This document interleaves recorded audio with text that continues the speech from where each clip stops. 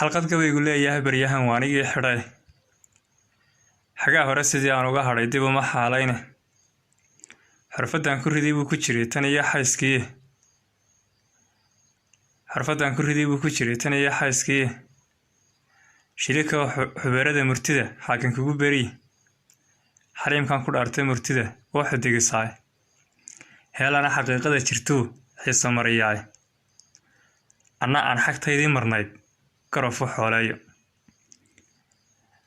xukunkiyo dastuurkeennu waa xeerar soo jiree xulufadan gudmaha qaadatee dib u xagaafaysa xaaraanta waa niman bartoo nacay xalaashiye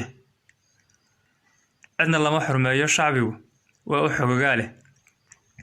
xadiisyada wadaadada marshana waa xabsiga geeye saxaafida waxaa loo xidhxidhay xaadir yee noqone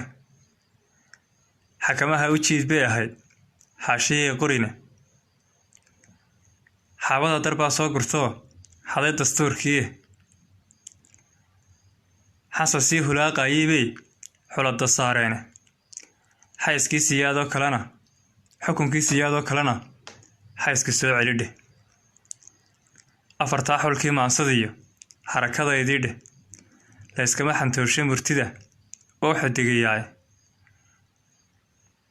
afar kale xiskayga iyo balaan xubinka kuu baadho xaliimkaanu bariniyo allii xaakinka ahaaye xibraan aga dulqaado allow xidiga noo toosi